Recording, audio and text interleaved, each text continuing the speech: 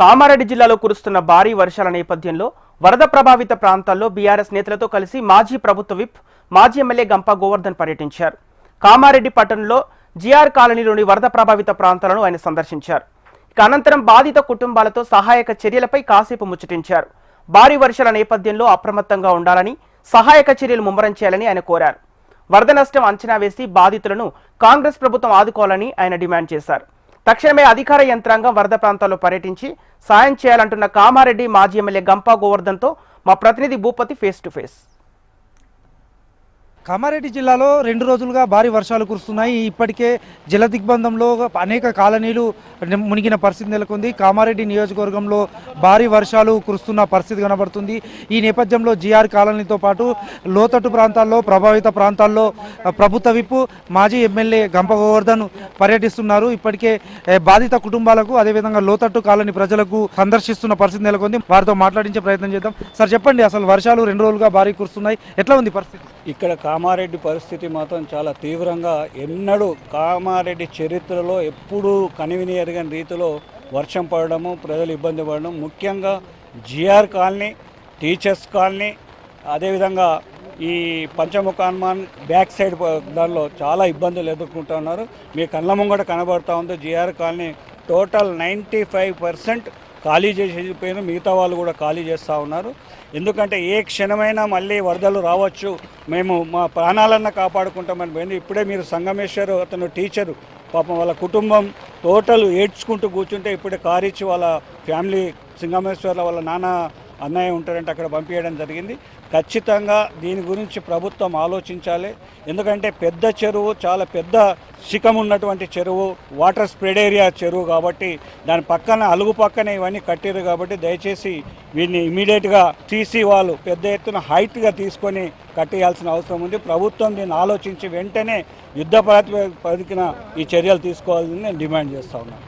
మరో 2 రోజుల పాటు వర్షాలు కురుస్తాయని కొద్దిసేపటి క్రితమే వాతావరణ శాఖ ప్రకటించింది. ఈ నేపథ్యంలో అసలు ఎట్లా ఉండాలా, ప్రజలు ఏ విధంగా ఉంటే బాగుంటుంది? దయచేసి కామారెడ్డి ప్రజలందరికీ నేను విజ్ఞప్తి చేస్తూ ఉన్నాను.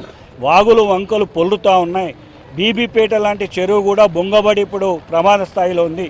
బీబీపేట అలుగుపోవడం వలన అయ్యప్ప టెంపుల్ దగ్గర బీబీపేట గ్రామానికి పోయే రాకపోకలు కూడా నిన్న రాత్రి నుంచి బంద్ అయిపోయినాయి. ఎక్కడ చూసినా వాగులు పొంగలు పొంగుతూ ఉన్నాయి. ఇది పలవంచ వాగు దగ్గర కూడా డ్యామేజ్ అయింది. పోలీస్ అక్కడ రాకపోకలను కరీంనగర్ రోడ్డును ఆపేయడం జరిగింది. దయచేసి ఇళ్లలోకి వెళ్ళి బయటకు రాకండి.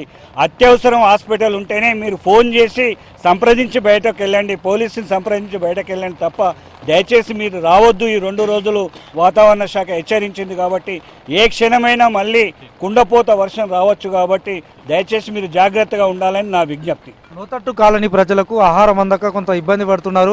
వారికి ఎలాంటి చర్యలు చేయాలని కోరుతున్నారు?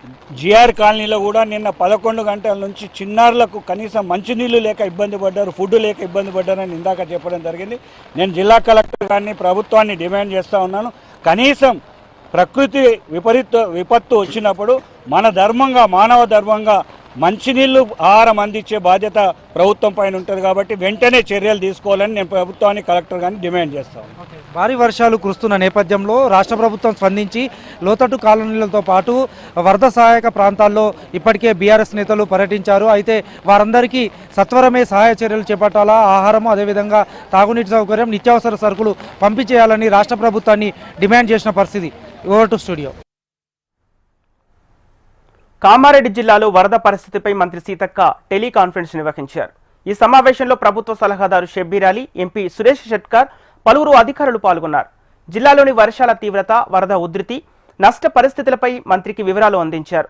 లోతట్టు ప్రాంతాల ఇళ్లను పరిశీలించి ప్రజలను వెంటనే పునరావాస కేంద్రాలకు తరలించాలని మంత్రి తెలిపారు. వర్షం తగ్గుముఖం పట్టినప్పటికీ ఎలాంటి అప్రమత్తత లోపం జరగకుండా చూడాలని మంత్రి సీతక్క స్పష్టం చేశారు. వర్షం పూర్తిగా ఆగే వరకు సహాయక చర్యలు నిరంతరం కొనసాగించాలని ఆదేశాలు జారీ చేశారు. లోపు మీరు వీలైనంత వరకు మన టీమ్స్ అందరు ఎక్కడ వాళ్ళక్కడ ఏ మండలాల్లో అయితే బాగా డ్యామేజ్ ఉందో అక్కడికి వెళ్ళి ఆ టీమ్స్ అన్ని కూడా ఇళ్లలో నీళ్లుంటే జేసీపీలు పెట్టి బయటికి డైవర్ట్ చేయడము, తర్వాత వాళ్ళ ఇల్లులు పచ్చిగుండి లేదా బాగా ఏమన్నా ఇళ్ళ నష్టం జరిగి ఉంటే కొంత వాళ్ళకు మనోధైర్యం చేయడం, తర్వాత బయటికి రాకుండా ఏది వాగుల దగ్గర అట్లనే ఇరిగేషన్ వాళ్ళు కూడా అలర్ట్గా ఉండమని చెప్పాలి. ఎక్కడెక్కడ చెరువులు ఉన్నాయి, ఎక్కడెక్కడ వాగులు ఉన్నాయి, ఆ చెరువులు ఏమైనా డ్యామేజ్ అవుతాయా, ఎట్లా ఉంది చూసుకొని ఆ కింద చెరువుల కింద ఉన్నటువంటి పబ్లిక్ను కూడా అలర్ట్ చేయడం, అక్కడ నుంచి షిఫ్ట్ చేసుకోవడం.